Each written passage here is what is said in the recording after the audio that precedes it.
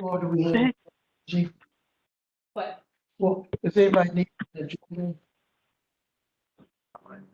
I got mine over here.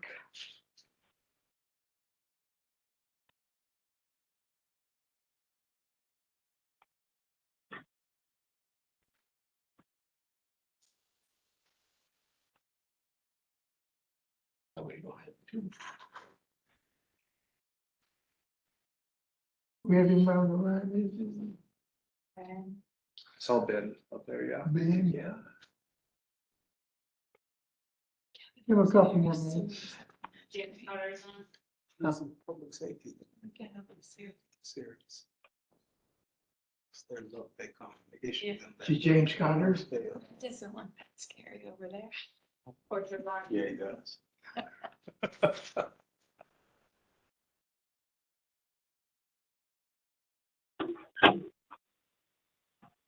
Joe Calusa. On.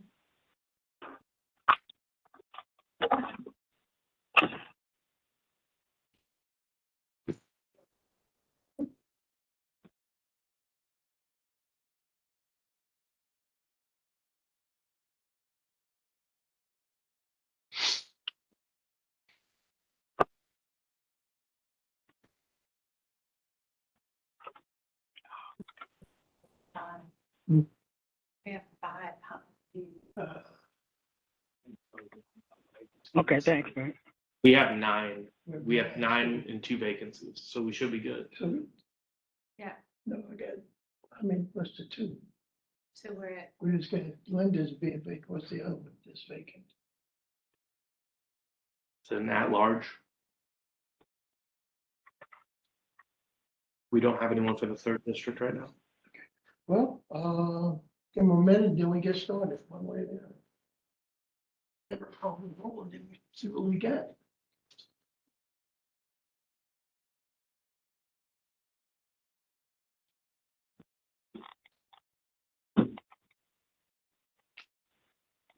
Got more strip search from down there. They had a knife. Here, fingernail clippers. okay. Okay, Okay, let's get started. Let's call the meeting to order at 4:05.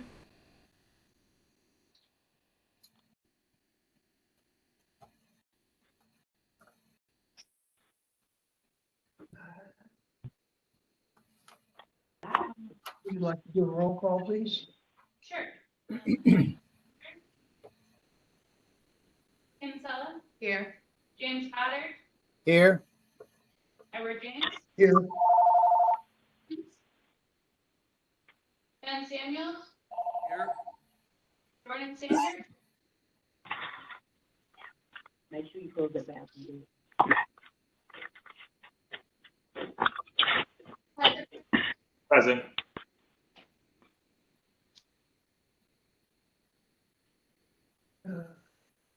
James Daly. Steely, how you do? Fine, how you doing? I'm fine. Okay, we do have a form. Izzy, I'm sorry, this is Deborah. I'm here. Deborah Carter. Yes.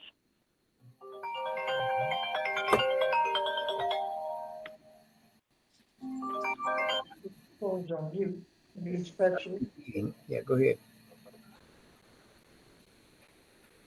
Okay, call you back. Bye. Those others in attendance, would you please introduce yourself? With your name and affiliations, please. Salem County Council, Richard Hurd, Chair of St. Louis County Council. Department of Transportation, Public Works, Stephanie Leon Strader, Director. Joe Colessa, Deputy Director.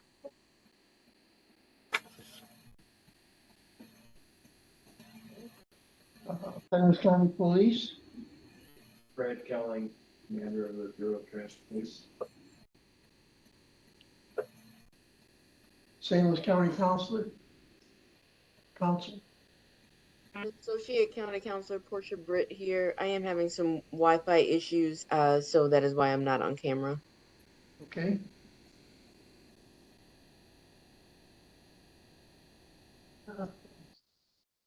By State Development Agency? Ron Forrest, Chief Operating Officer for Metro Transit. Hi, Kevin Scott, Executive Vice President for Security and Public Affairs. Tammy Paris, CFO.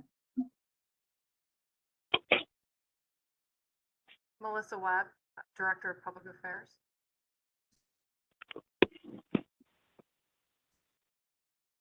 Okay.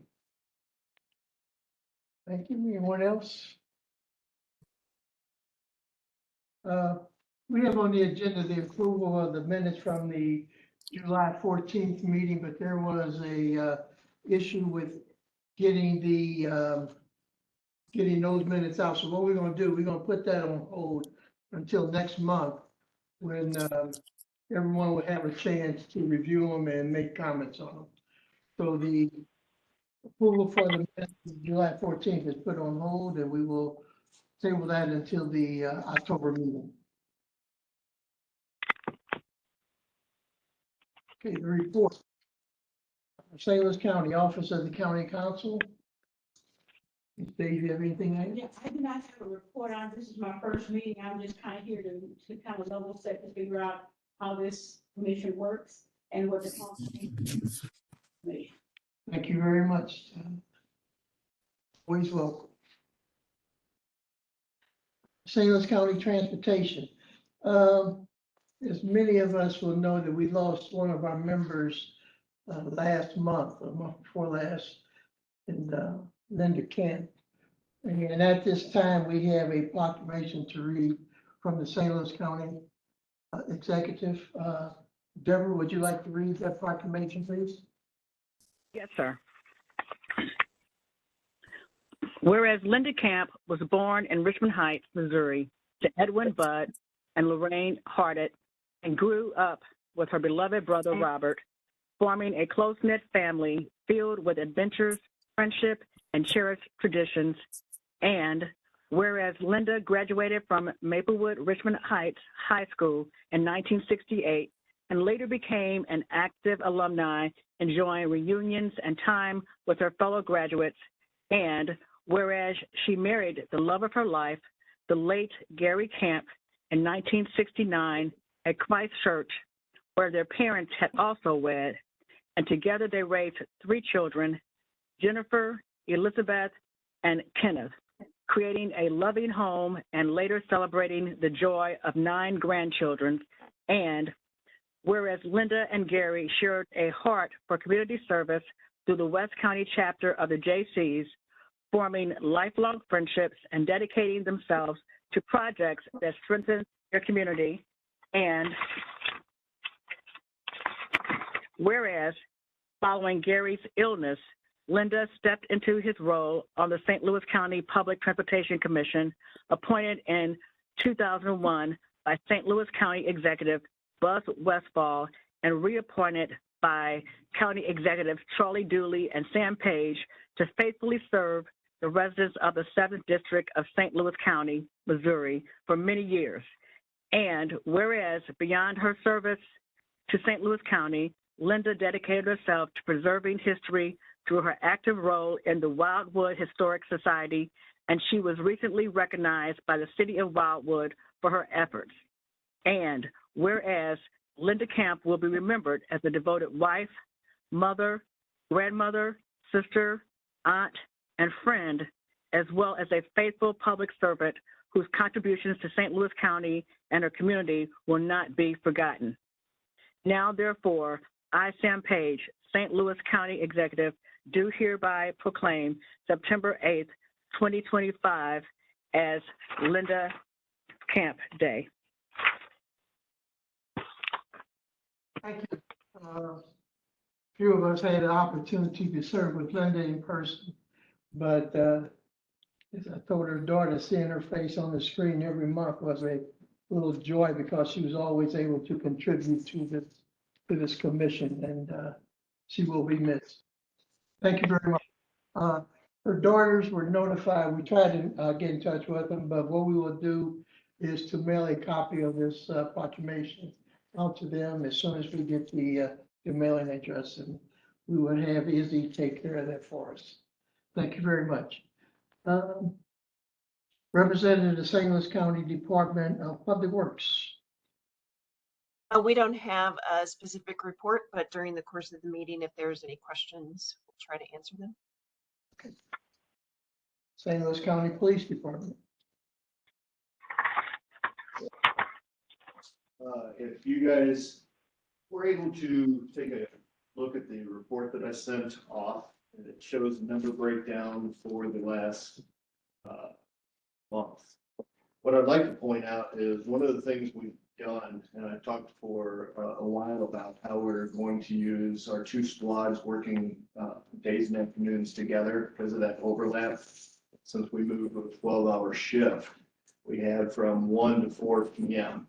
What we did through the month of June through August, Tuesdays and Thursdays, we would take those 12 officers, 13 if you count me, and we would go get on the trains. And what we did is that's normally our busiest time of the year for calls for service for crimes. And if you look at the numbers, as we go through the last 2 reports that I sent you, the numbers are significantly down or non-existent. So it is working. We also had an opportunity. We brought in another force multiplier with another group from St. Louis County, our special response unit, which is actually a mobile precinct. So in addition to the numbers that we had, we brought in an additional 10 officers on a Friday afternoon and worked 1 to 1 a.m. And same thing. The result was very positive from the public. Everybody that came in contact with me made a lot of good comments. They didn't mind seeing the police out there and being visible. Very proactive, and again, our numbers show that those force multipliers work. Thank you very much, sir. Can I ask a question? Sure. Captain Kelly, how many officers do you have in your unit now? In St. Louis County, we have 24 officers, 5 sergeants, a captain, and me. Okay. And when did you go to 24 officers? The first of the year. So January 1st, our numbers, that was the new numbers. And that's a reduction of like 20 officers since. Fair to say, yeah. And how has that impacted the number on the system? Well, again, it's looking for those opportunities. St. Louis County, just like all the other departments, is having a hard time recruiting and getting those things. So again, that's why we had to go from a 10-hour shift to a 12-hour shift so that we could bring all those, get as many officers on the line as possible. And then look for these opportunities, those force multipliers, those overlaps, so we still can go out there. Normally on day one afternoons, it's 6 officers at a time from St. Louis County. Bring those overlaps, 12 officers or plus. And that's almost a reduction of 50%. Yes. So who made that decision? St. Louis County Police looks at the number of calls for service in a unit. To our credit, calls for service is pretty minuscule, which is good. That means there's not a lot of crimes being committed. So they say that they can't justify as many police officers in that role. And then they will move them over to those areas that do have higher calls for service and require more officers. Right now, looking at those reports that I send you each month, our numbers, we're continuing to, hold the line. Our numbers are better or right at normal for the last few years. I haven't seen anything to say that we're not able to handle it at this point. So we'll continue to focus and bring in other resources when we can. I have a quick question on that end. Obviously, public safety is vitally important to public transit because people want to feel empowered to utilize public transit, right? And safety is a big part of that, knowing you can get on a bus or a light rail and you're not gonna have any problems. I'm not sure you can reallocation. If crime went up, would more officers be reallocated, or how does that process kind of work? Well, the same thing. So the first thing, again, our department numbers are down. We used to have, let's just say, 1,000 officers. We don't. We're down to 700. So you know, we got projected minus 400. So we got to use resources where we can. So the new invention of St. Louis County Police is a special response unit, which is a mobile precinct. So they took, trying to think of the correct number. I want to say 20. They had 20 officers, and they will disseminate those officers to try to fill in the spots that are lacking. And the same thing, when I need assistance, if I want to do a special enforcement night where I've got a specific type of crime I'm looking for, or in this case, we're out there enforcing the code of conduct rules on the line, being visible, interacting with passengers. I can request them and they will come down there. And again, they're that force multiplier to add to our officers. Since January 1st, about how often does that force multiplier go? How often has that happened? We've only had to request them one time. It'll Okay. go with the summer. The summer was very concerning because that's always our busiest time of the Busiest time. year. Which are, again, better than years past. I think just people are so proactive in getting out there. So we'll continue to use that resource as needed. Absolutely. I commend your efforts. The numbers speak for themselves.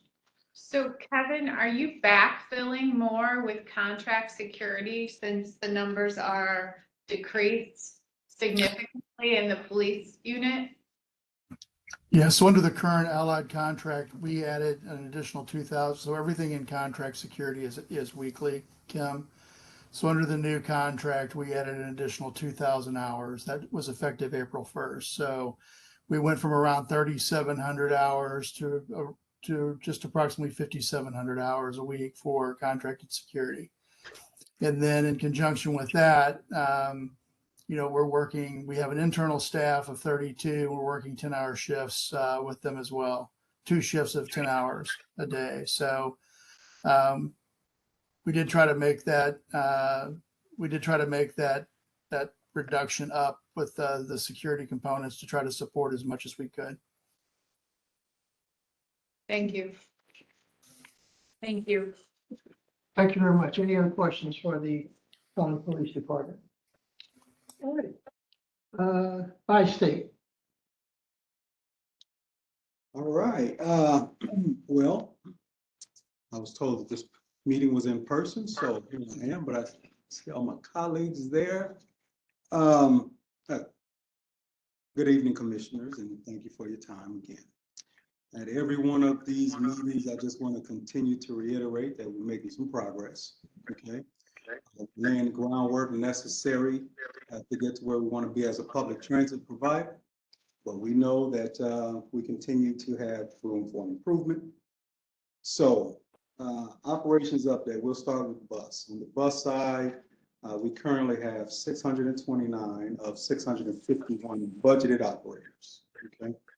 We hosted a hiring event this past weekend, and we extended 28 offers to candidates for bus operators.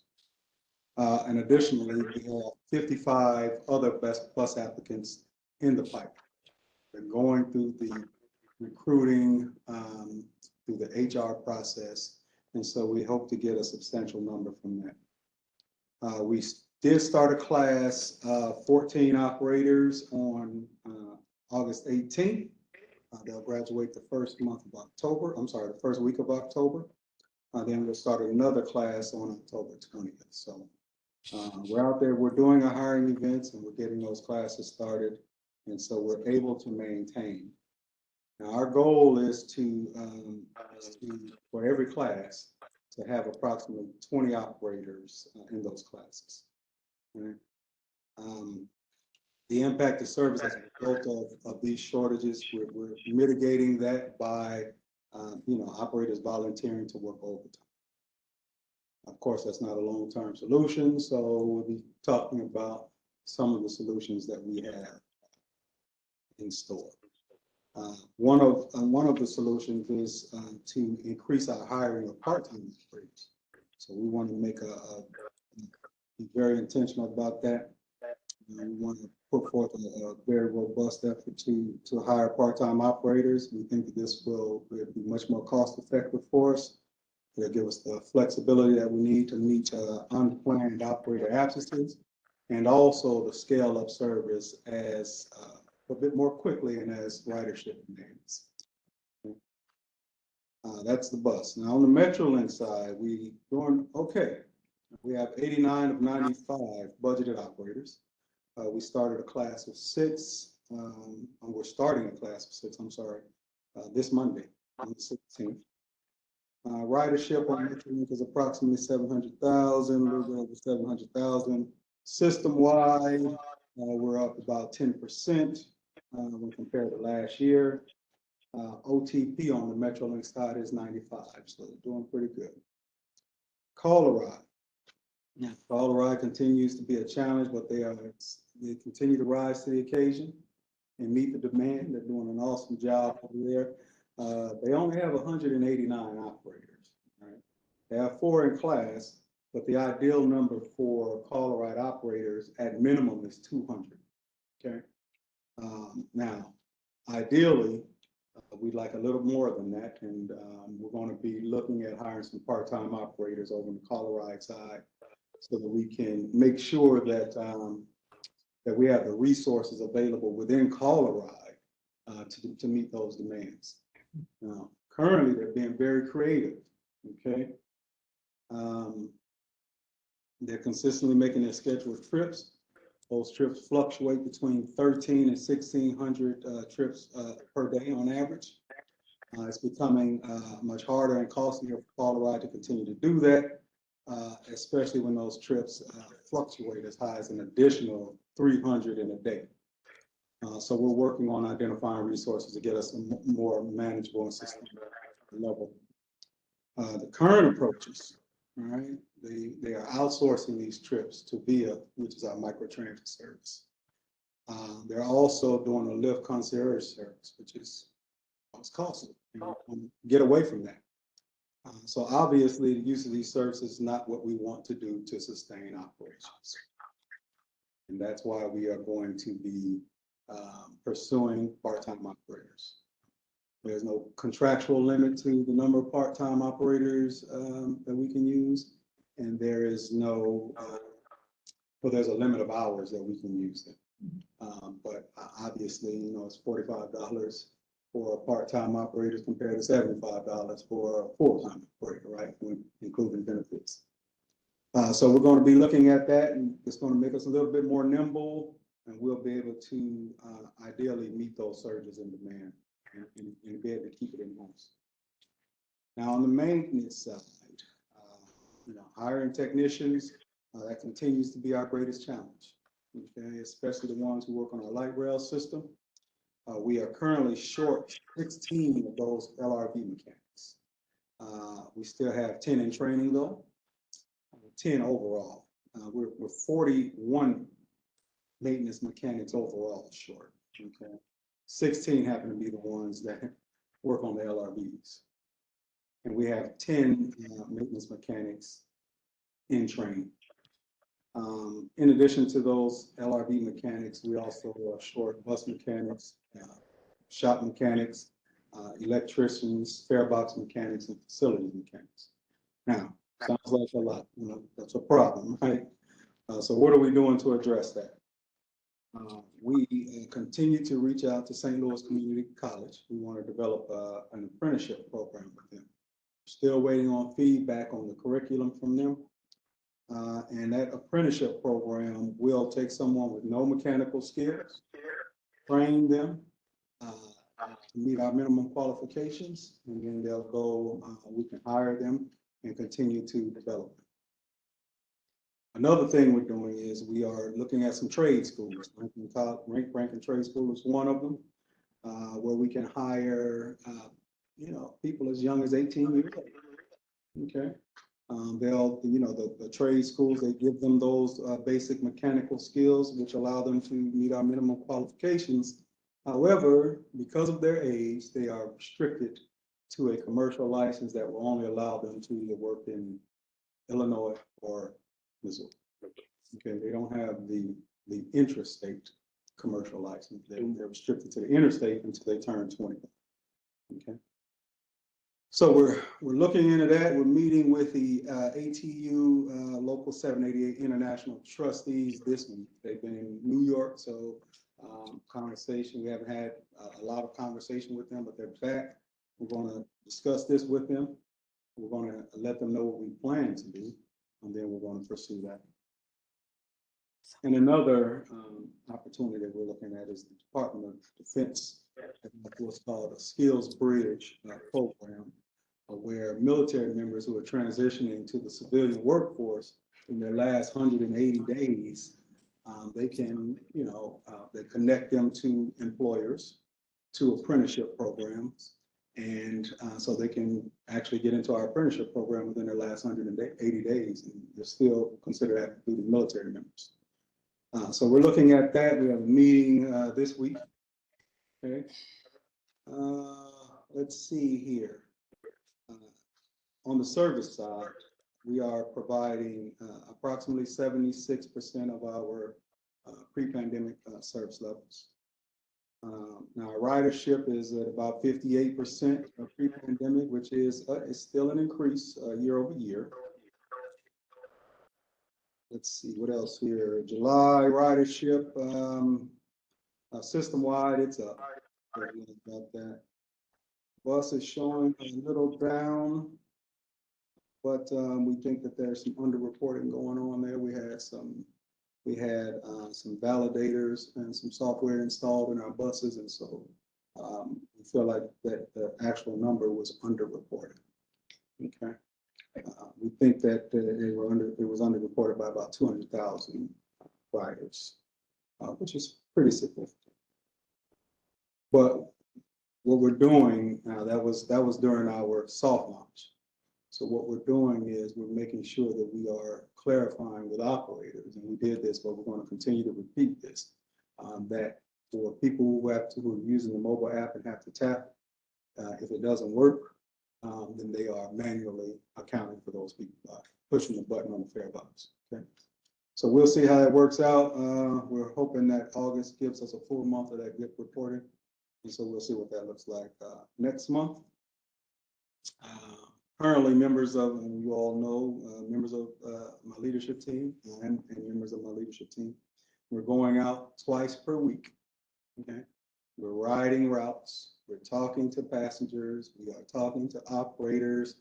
We want to understand what their ride experience is like, and we want to understand from operators what their work environment is like. I think we're getting a lot of really good feedback. Okay.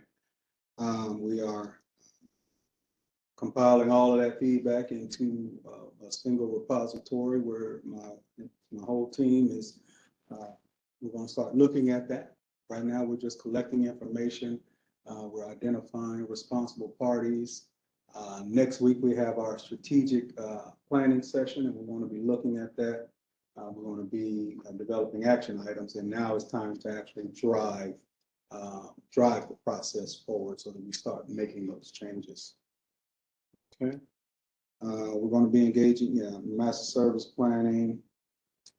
We're also going to be using ridership data to identify opportunities to increase frequency. I feel like there's some areas where we can increase frequency, and also be looking to see where we can increase coverage. Now, we have to do that within the current budget, which is why we're making this really strong push to hire part-time operators.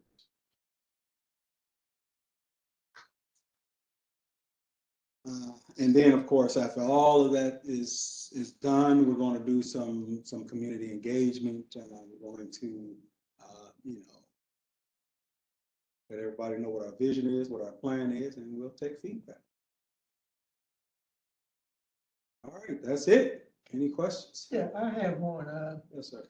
This is when you said the numbers is kind of hidden.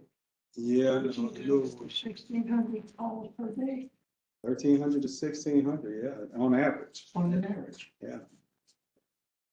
And sometimes it spikes as high as 1,900 calls. How many denials are missed calls? They have no denials. No denials. Zero denials. They are making it work, which is why we want to continue to support them. Mhm. Now, you guys will probably see this, but yeah, our on-time performance has dipped a little bit. Okay, because we can't, just the resources aren't there to, you know, to provide as good a service, but we are still making sure people's trips are taken care of. So on-time performance has dipped a little, and we want to bring that up. We don't want to continue down this trend, especially after, you know, the team over there at Colorado has worked so hard to meet our goals. All right. So There was a service change today, correct? that was. How many routes in St. Louis County were impacted, and do any of them look at increased service, increased frequency? None look frequency, I believe, and you know, don't quote me on this. I believe we had 16 routes impact. All those citywide or any particular area that was affected the most? Or you can just get that Yeah, information too. I'll get that information.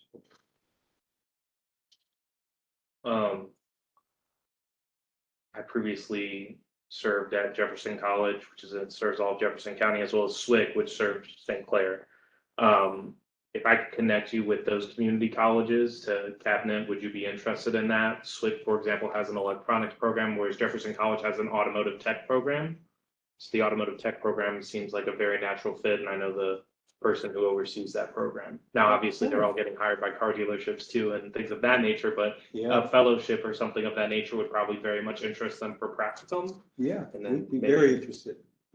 I mean, yeah, we have competition out there, but You sure you know, do. look, we've done a wage comparison, and you know, we are very competitive. I would love to connect you at some point. Okay, I look forward to it. And one other item under that. Oh, I'm sorry, Ms. Davis, sure.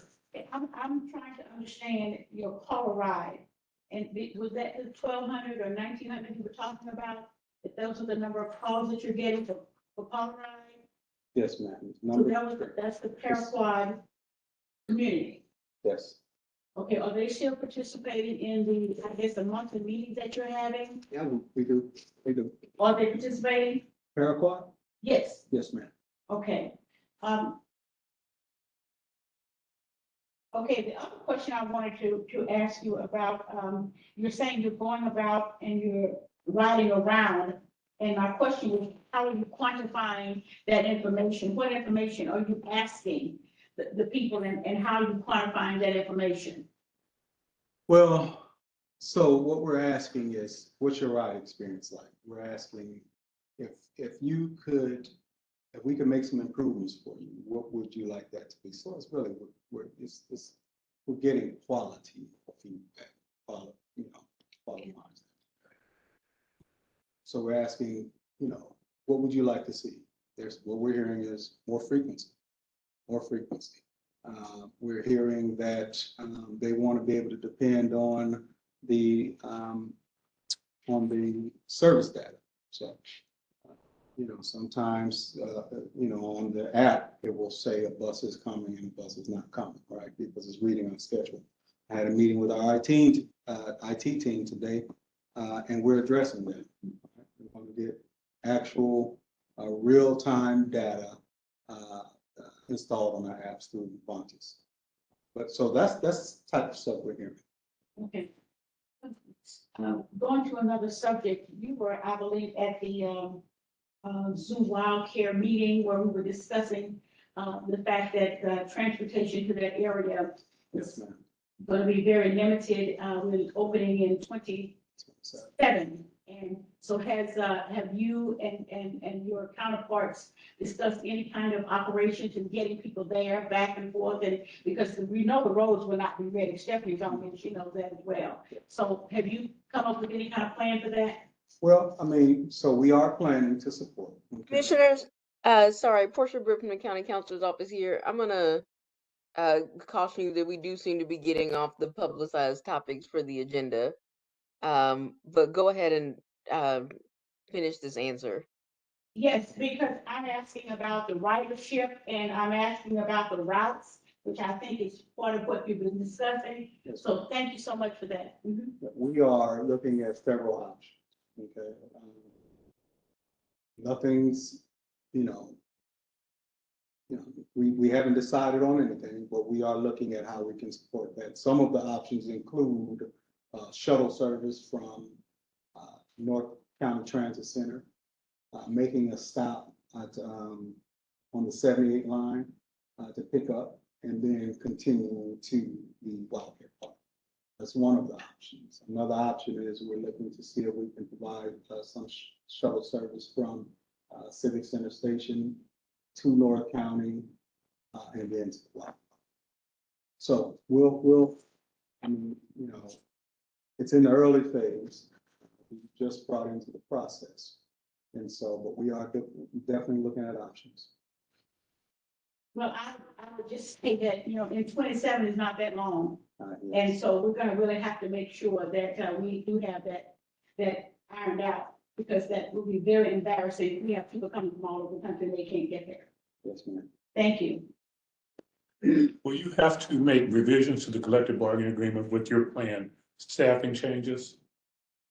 For part-time operators? Yes. We'll be working within the collective bargaining agreement. So the collective bargaining agreement for Metro Bus that allows us to allocate 7% of our platform time, which is actual service out there, to part-time operators. Okay. However, they can't work any more than 28 hours. So we'll be working within those parameters. And on the caller ride side, it doesn't have a limit to the number of platform hours that we can assign to part-time operators, but it does have a limit to the number of hours they can work per week, which is at 28. So it doesn't require any change. It will be, it will be different from what we practiced in the past. So, which is why we're going to have a conversation with them to let them know that, we're making a business decision to pursue this model. Any other questions? Thank you very much. Nothing on the list was a right along with the commissioners. What I'm working with on your staff is to see if we could maybe schedule a meeting where maybe at the bi-state headquarters down on Broadway, I think it is, and do a ride on the metro route, station to station. And I know some of us might have done it on our own or thinking about doing it on our own, but I think it would be very beneficial to the commissioners and whoever else wants to attend to ride along. And we will have to schedule it as a regular scheduled meeting, since we will have majority of the commissioners there, hopefully. Well, you all let me know. We can, if Kevin's on the line, if we need to do some, some marketing of that, I think that the passengers would love to see you all out there.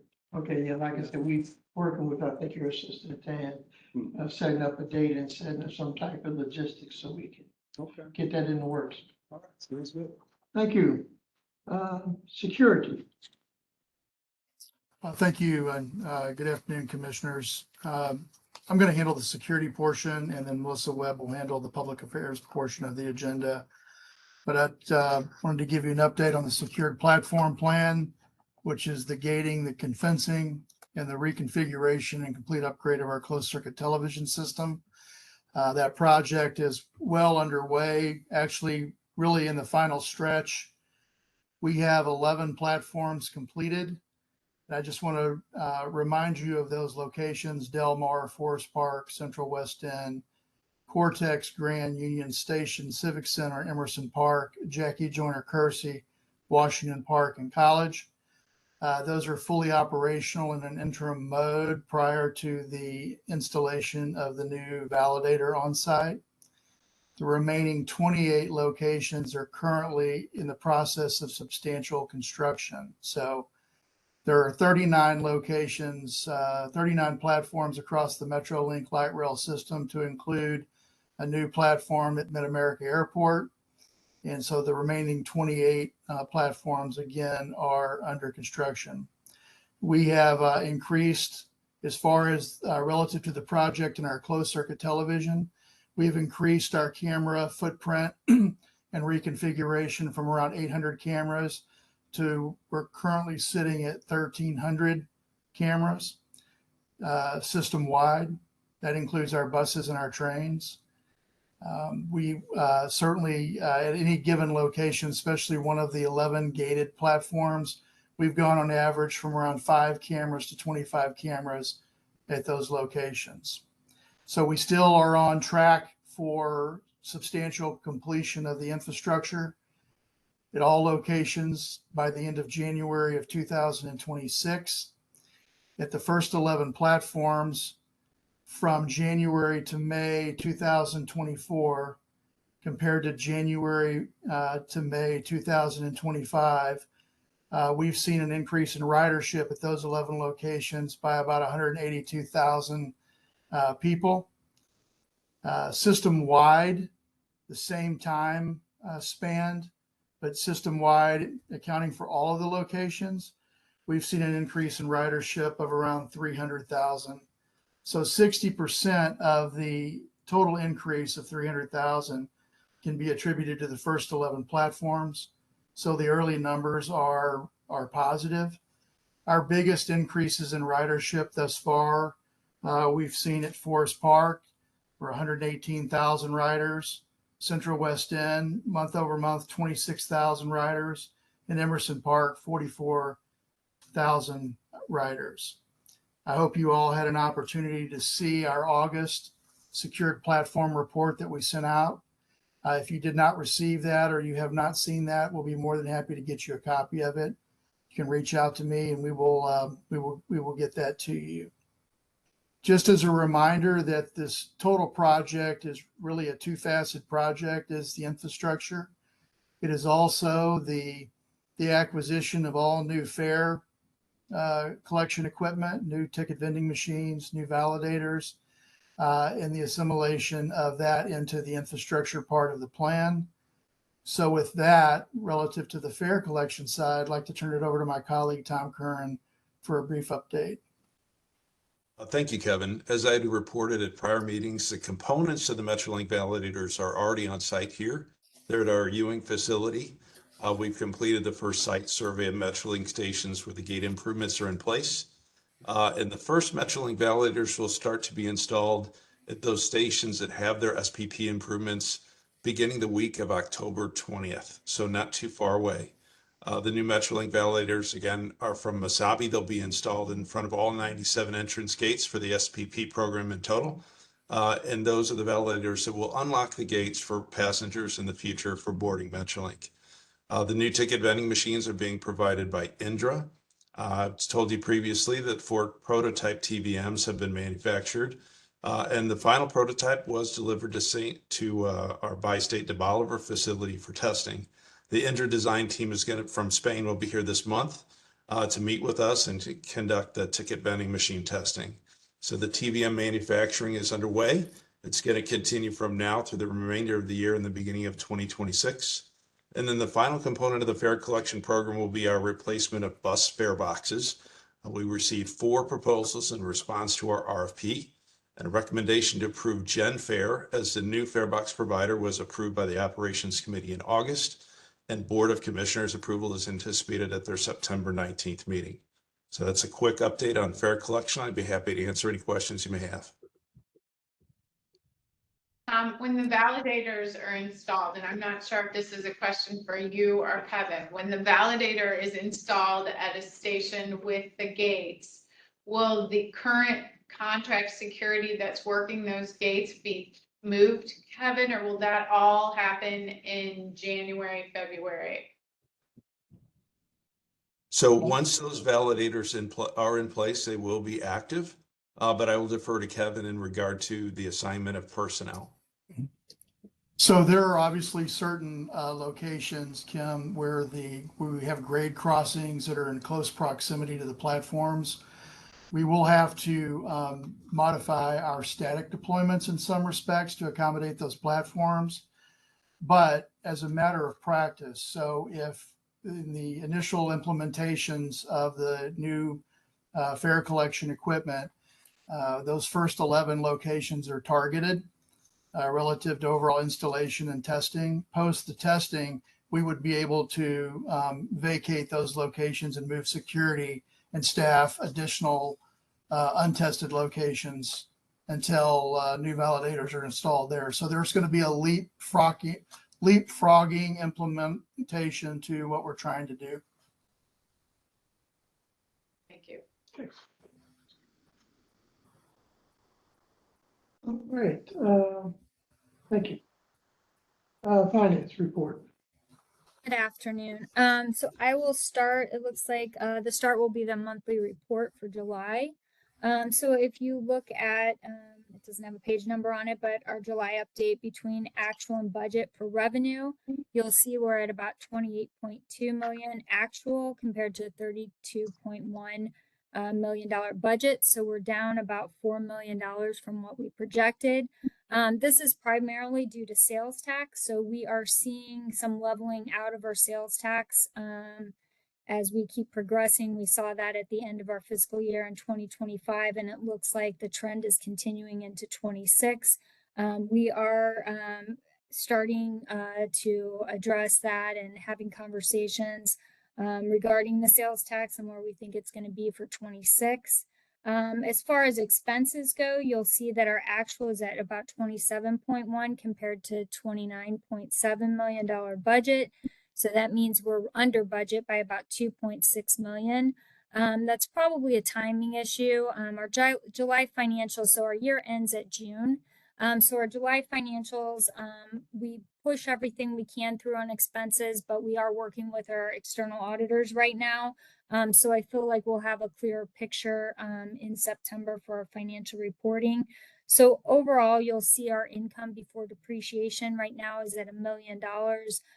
But as I mentioned in August, we'll have a clearer picture of where we are in these first 2 months of the fiscal year. And then I noticed that there's some other items on the agenda, and I can kind of, if it's okay, I'll just kind of walk through those items. Yeah, what we're trying to do is to get somewhat of a head start on the next budget review operation and to get a better understanding of the revenue sources, what by-state expectations are of those funding mechanisms, and just to basically give the commissioners a better understanding of one, the resources, where they come from, how they are spent. And next month, we will probably continue this maybe on the St. Louis County side with some additional questions. And if you have a copy of the agenda, you can look under new business and see some of the areas that we would like to cover then. So what we're trying to do is get a handle on this and get a understanding of a lot of new commissioners that may not understand or may not be aware of all the funding mechanism. So you want to continue with that then? Yes. So if you look at tab 2 in the book we send over, there's a sales tax report in there. Can I ask a question on the budget first before we move on? So I know that you weren't really, when we looked at the budget for this fiscal year and you're only 1 month and you were very, you were holding back on fare revenue, passenger revenue. But it looks like based on your budget report for the first month, you're 15% ahead of what you budgeted. What are you accounting that from? Was that special events? Is that everyday ridership? Where is that 15% increase coming from? I really do believe it's a result. I know SPP is not completed, but I do think it is already, as Kevin mentioned, ridership there that they're seeing. I think that is a result of that. So the one thing I want to mention about that is passenger revenue. So as we are seeing some increase of about 300,000, we always have to be conservative of what we're, at least in this current time, I feel like we need to be more conservative on what we're booking for passenger revenue, because our sales tax, if it can't cover it, then we are short funding. If I budget too much on passenger revenue, then I have a shortfall. And as you can see, our sales tax is not, it really leveled off in 25. And so I just kind of wanted to explain that as a reasoning behind why we budget the way we do. But I do believe the ridership increases. I think we're already seeing some results from SPP. Thank you. Thank you. Oh, I'm sorry. And then I'll get back into the historical information. So under tab 2, it's labeled as sales tax in the book. If you turn to page 10 through 13, it will show you the sales tax history for all the sales taxes for both the city and the county. So I know there was some conversation about how we are, I guess, our revenue sources for budget. So really that is a combination of our passenger revenue and our 3 funding partners. So St. Louis City, St. Louis County. So in this report under tab 2, you'll see our sales tax, which is how we're funded on the Missouri side. St. Clair County is not in there, even though they receive sales tax. They are a negotiated contract with us. So it's a little bit different. And so that's why we don't show it in here. Those are our 3 funding partners. So passenger revenue, we get income from interest, although that has been impacted both by the Fed rate and moving of our capital projects and moving of that money, which is actually a good thing. And then we have some state revenue that we get in. So those are our primary funding sources. But I do think that that report will really help the new commissioners looking at the historic history of the sales tax and where we've been. It starts from the very beginning of when those taxes were passed and goes into the FY 2025. The second one, I think, or I'm sorry, the third one, if I should keep going, is really looking at our operations compared to the sales tax appropriation. So we really manage our budget, and as you know, we really try to focus on only having a 1.5% increase on our operating costs every year. So that is what we have worked to really hard to accomplish. Our average, I think this year was 1.64%. And so that helps us by controlling our cost, right? It helps us with our funding sources and what we're actually asking for. And then we try to stay within that budget as to the service that we are able to provide based on all those revenue sources. And I hope just stop me along the way if you have questions or if there's anything that you want me to clarify on this too. And then for the intent, I think number 4 is really getting at the intent for the sales taxes. So I might not be the right person to ask that question as I wasn't here, but I think really the passage of those sales taxes were related to mass transit and public transit. And that was really the focus and intention for that. And then 5, you guys were asking about a final budget book, and I'm not sure if we actually sent that over to you, so we will get that to you. There were no changes in the numbers. It's really just a matter of going through our board here and getting approval. But we will get those. I will make sure that that's in the book for the next meeting. And then I think the last question was related to North County on hold. And again, I probably am not the right person to ask that question. I think a lot of that's related to policy decisions within the county as to how they want to manage the funding that they have. And I know Talby's not here today and he may have more insight on that, but I think that covers the extra questions that may have been, but I'm happy to answer any other questions or give more detail on anything that you have.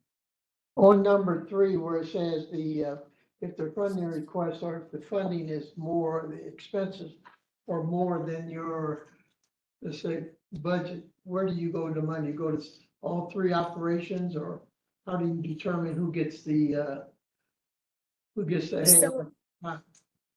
So when we actually create the budget, we project what those revenues will be, and then we plan service based on that.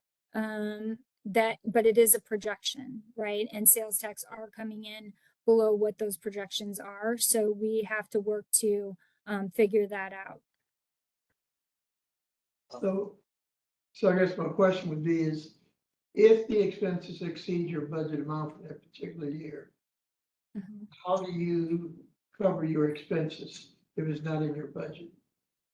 So generally, so in 26, right, we're seeing that sales tax is not coming in where it needs to be. So we predict, or we project service on the Illinois side. So on the Missouri side, we would have to come back to the funding partners and speak to them about that and the service that we're providing.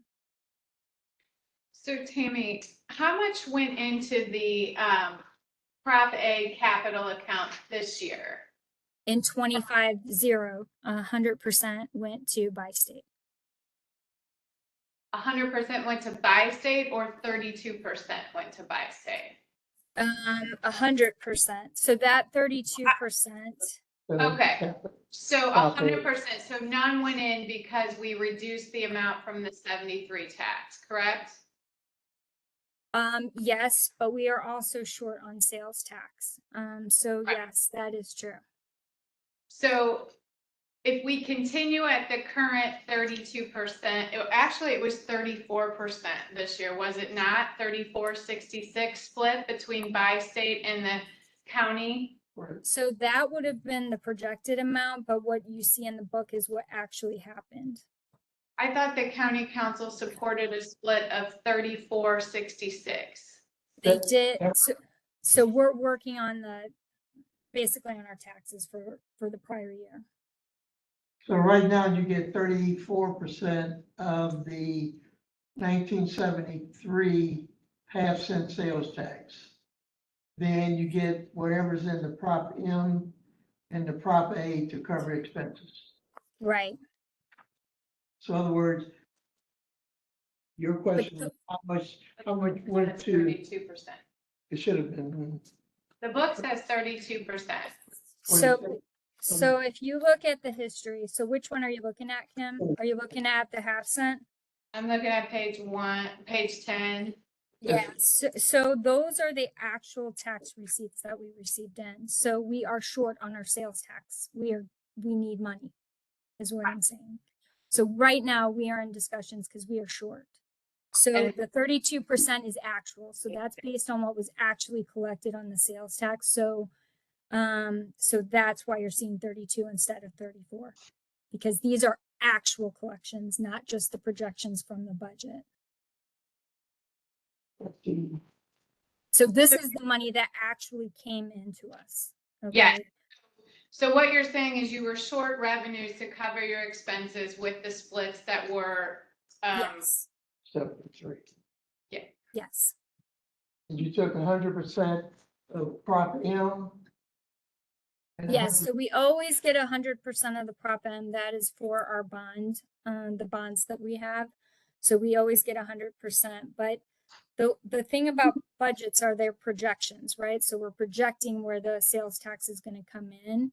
So that number, yes, it's always 100% because that's all we got in. So if I see right. Oh, sorry. If the county wanted to increase service, Mm-hmm. where would the county council, if we used all of the operating expenses this year? Right. And we're actually not even covering all of your expenses. Right. So if they needed to, they would have, I mean, that's a policy decision, right? So they would, there's, as it was discussed in the county council meeting, there's money in the Prop A reserves. And that's where they would have to make a call. Okay. Tammy, this may be an unfair question to ask you, but we also look here and Toby's gone. So you said we need money. I like that answer. That's very simple. I can follow that. I asked about this a few times. Are we any closer to trying to raise fares for the first time since 2014? I know they were proposed in 2018, but did not take place. Is there any sort of progress on any amount of fare increase?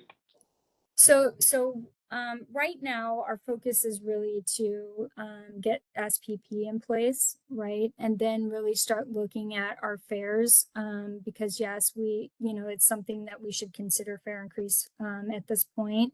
I believe it was, I think you might have just said this too, is that the last one was in like 2014. So I think it is something that we will, consider and be looking at as we keep moving forward. Awesome. Thanks so much. What we can do is to put it on and have Toby address that next meeting. Yeah, we should. Yes.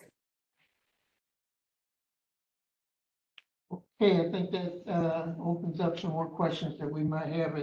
If we do, we will either get them to you or we put it on the agenda next month. Okay. Thank you. Thank you. Communication marketing. Good evening, Commissioners. So recently, we just completed our newest Community Connect.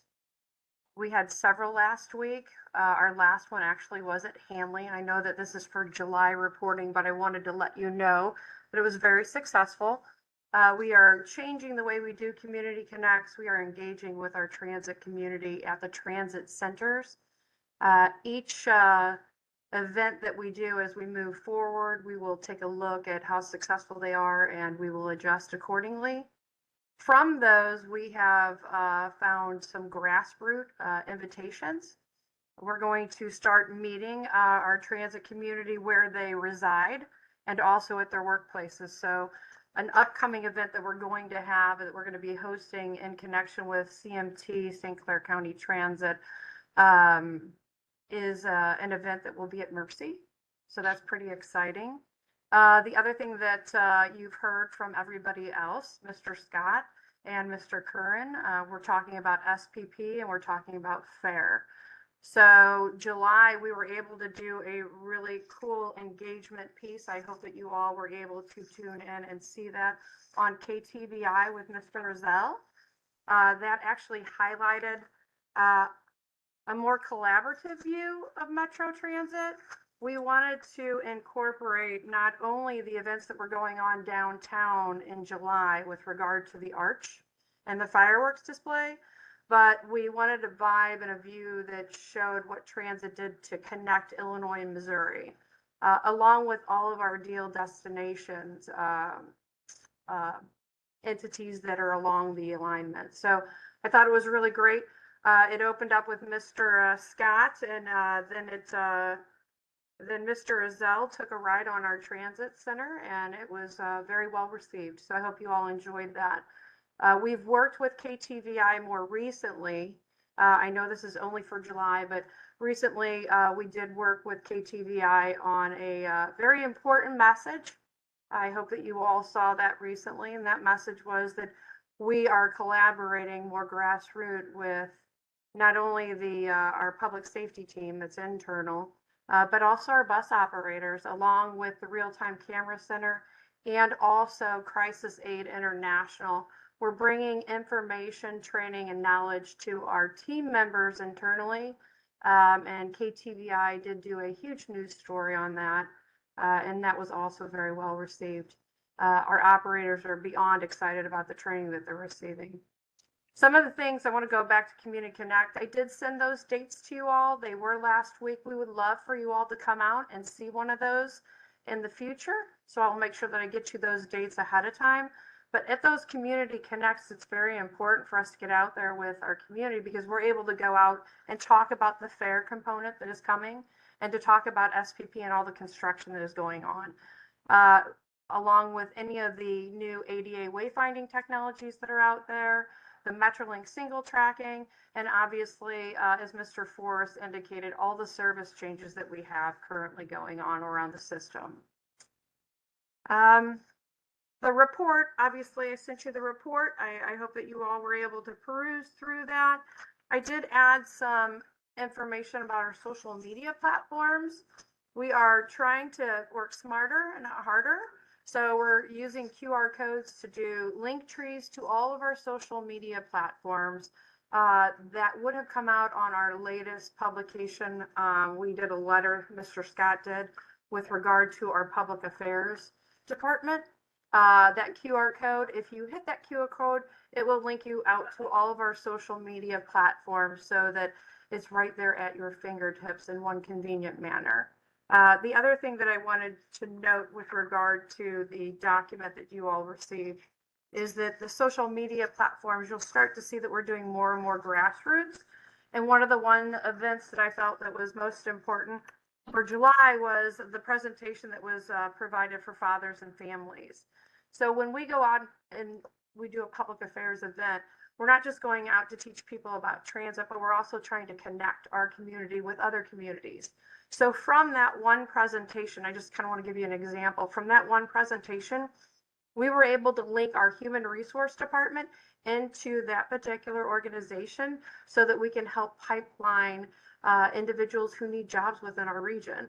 Really great outreach, and it was well received again. And that relationship continues to grow with every presentation that we give out there in the community.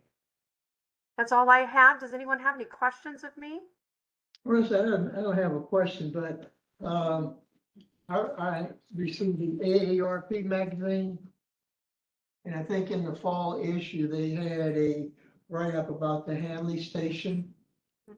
You know, how great it was working with the Citizens for Modern Transportation. I tried to get a copy, but my computer skills did not allow me to download. So I will try to get you the information on the month that the magazine came out. And I think it would be a good thing that you can just maybe pass it on to the rest of the commissioners and to the by-state community, because it was a very positive part of it. It's in the AARP magazine.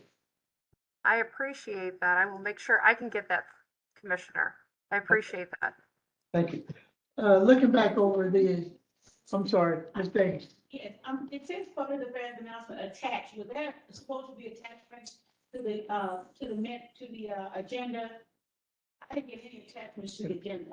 I didn't either. Penny, can we see if we can get that, we get that to you, Ms. Davis? Thank you. Looking back over the agenda, it seemed like under the operation, we missed a item. It's number 4 under additional updates. It has to do with a request from one of the commissioners about information from the Department of Public Health. Yeah, I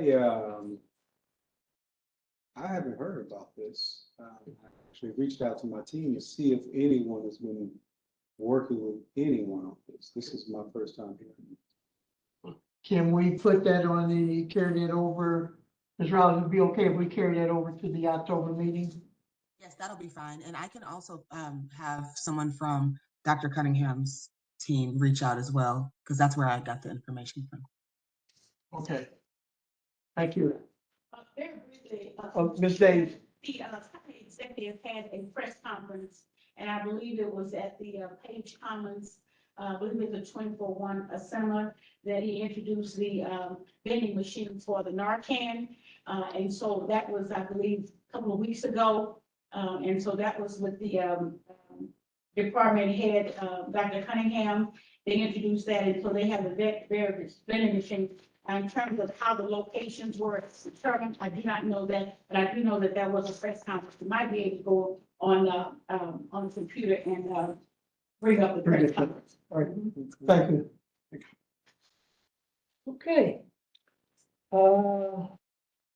Any other information for marketing or communications? Okay. Attached to the agenda, you should have a schedule of the balance of 25 and all of 2026 meeting dates and times. If not, let us know and we will get you a copy of it.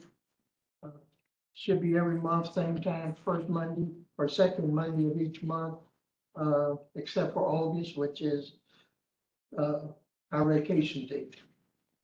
Also, there's a list of items that we would like to cover under new business and go over that, and what we will do is for the next month agenda, we will put them into the slots where we think that we would need the answers from. Any other questions to bring before the board at this time? Okay. Hearing none, our next meeting is October 13th, 2025, 4 o'clock. We may not have a in-person meeting every month, but I think that having these meetings where we can sit around and look at each other's eyes and expressions, I think is very beneficial. So what we will do is we will go over the schedule for this year, next year, and determine what meetings we would really like to have in person. I think they're beneficial. I like them. You know, some people think it might be somewhat of a disadvantage or a hassle to get out and to find parking, which there are a lot of parking spaces, but few. And some of us on the cusp of rush hour traffic. Yeah. Rush hour traffic, and you gotta read that little square if you ain't got enough quarters in your pocket. So, hearing that, and like I said, we will meet next month, and I will let you know as soon as possible about the location. But the, next meeting is October 13th, 2025, 4:00. Hearing that, do I have a motion for adjournment? So moved. Second, McKelvey. Okay, second. All those in favor? Aye. Aye. Motion carries. Meeting's adjourned. Thank you very much.